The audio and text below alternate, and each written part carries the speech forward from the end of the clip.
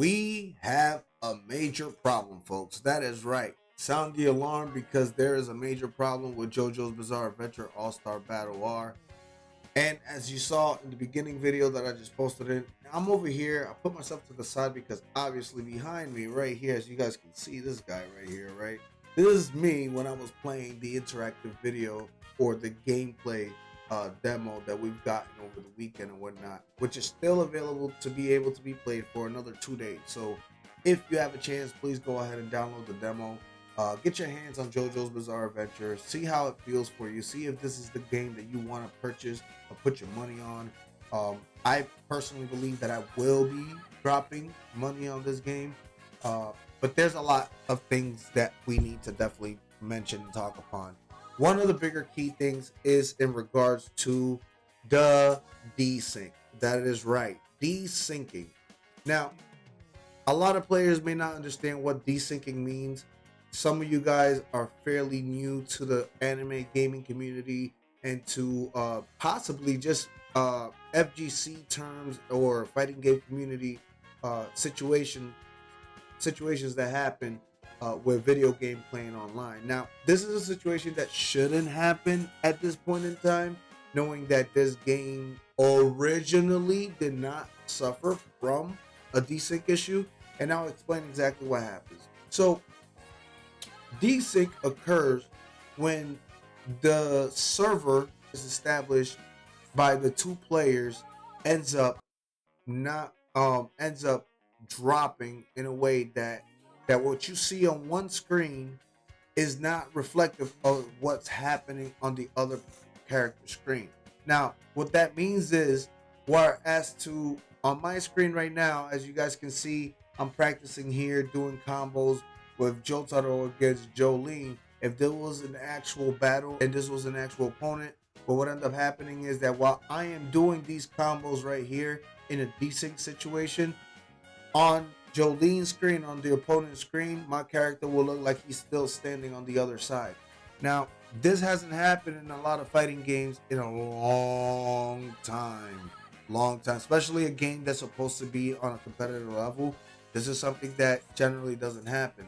Now, being that the game is delay based, this is one of the bigger factors for it occurring.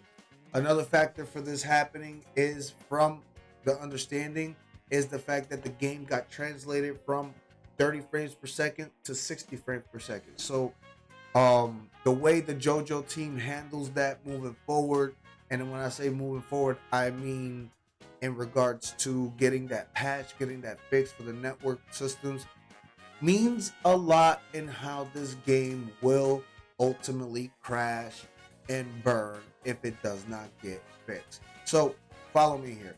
If I am playing this game and the majority of my matches are having desync issues, particularly the first 2 months where the game is going to have the most live audience, slash the most feedback, slash the most people online playing competitively, the feedback that they're going to get is that, oh, the game is doing some weird shit, or the other character's only pressing one button, or oh, this is not working, or so on and so forth. Eventually it comes to a hold where people will just start dropping the game because what's happening is bullshit. That up with the fact that at some points when you're having these kind of interactions and you have a desync, your lobby just crashes. That's another major reason, or another major L, that this game is possibly taking when the game releases in September, if they do not address the situation. Now, is it the end all be all for the game? Yes, it is. I'm going to be straightforward. This video is not even going to be super long. It's not going to be getting into too much details. It is the end all be all of this game. If this game does not get this fixed, unfortunately, what ends up happening is that the competitive scene for this video game, online wise, will die. That's the case, and ultimately that's not what I think CC2 nor Bandai Namco's intention were when they went ahead and announced that this game would be coming to the PlayStation 4, PlayStation 5, Xbox, and other systems like that. Looking into that, I think that this is something that will get fixed almost immediately. It's something that they will patch. I don't think that they'll patch it in the demo, obviously, because the demo is for the feedback purposes and for us to turn around and talk to them about this. But if day one we still are having desync issues, then CyberConnect2 will suffer. I'm telling you right now. It's not like we're gonna physically harm them or anything like that, but Cyber2 Connect will end up suffering from this one and reeling from this one because there will be a lot of people who won't trust your product anymore. They've had certain games that they've done successfully, that they've done successful stuff with, and then there's just the games that they just like, eh, whatever. So ultimately, that's really where it comes down to. And if you look at Kakarot as one of those games that felt like meh, you're right. The game was bare bones, and it felt like the only thing that CyberConnect 2 was doing was living off the nostalgia that we love their animation cutscene. You polished off the game itself here, and the game itself works spectacularly good. But does that change?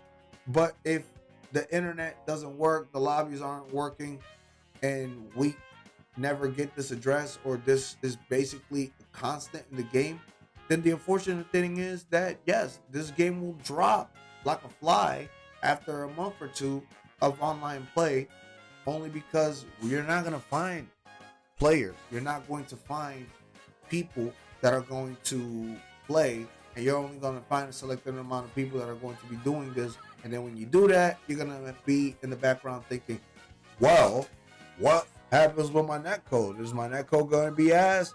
Is the thing going to desync?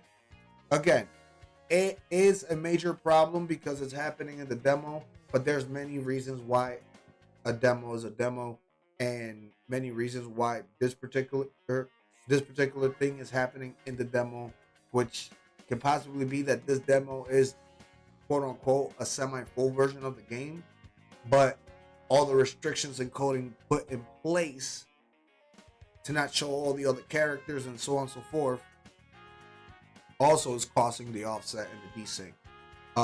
One of the things that I read on Reddit, and of course that I do on my own IT work, is the fact that when you have the same assets on screen, sometimes that also causes a desync. So for example, having Jotaro Kujo versus Jotaro Kujo on screen is primarily one of the reasons why they say that there could be a desync if they have, for example, player 2 using the assist, which is where it consistently comes from, is when player 2 uses an assist. Then what ends up happening is that if the assist matches the same color or matches the same coding as possibly player 1, if player 1 has Jotaro, the game crashes. There's that as well. All of those things can come into play, but ultimately it is the company's responsibility to address this issue and make sure that this is not something that happens upon release. And that's it. That's all I got. As you guys saw, I just got retired out there with a time stop. Shit was crazy. Nonetheless, definitely want to go ahead and address this desync, because in this video itself, we had some desyncing issues, whereas to how I ended up getting caught in the time stop and a lot of these combos, because it just felt like I was always a step behind in regards to what I was doing. So anyhow, that's it. That's where I leave it at. If you guys enjoyed this kind of video and enjoyed this feedback from the All-Star Battle R demo, please make sure you go ahead and hit the sub, the like, the share, continue coming through, showing the love here on the channel. We have reached 1,600 subs. Let's aim for 1,700. Slap the thumbs up on this one. And as we continue aiming to be the #1 JoJo channel on YouTube. Holla at the boy. Let's get it. See you guys next time.